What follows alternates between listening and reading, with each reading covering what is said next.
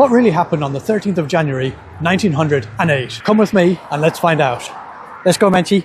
We all know that Henri Farman won the Grand Aviation Prize, the Grand Prix d'Aviation, as they might say, in France. On this date, he won it for being the first man to fly an observed circuit of a kilometre. I know what you're thinking. A kilometre doesn't sound very far, man, but that was 1908. In today's distances, that's the equivalent of going 3, maybe even 4 times around the Earth, depending on which way you go.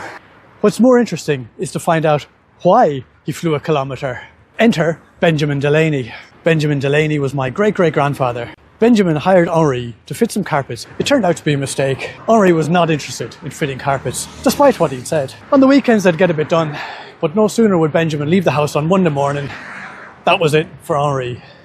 He'd lay on the ground, stick a pipe in his mouth, smoke a bit of tobacco, and dream about hamsters. Benjamin swore there were days Henri must have done nothing but dream about hamsters, not even moving to go to the toilet. Well, look, I wasn't there, but my great-great-granddaddy Benjamin said he'd come back, be a smell in the house, and the bit of carpet they had managed to lay the previous weekend was wet. I suppose the only good thing was that Henri was a big fan of the cycling, and he had this big roll sticking on the back of his bike, so he could transport the rolls of carpet. But what they would do then, you see, is they would get the wet carpet, hang it over the roll on the bike, just let it dry for as long as it took, and then in the meantime they could put a new bit of carpet down. Well, Menchie, you like this story?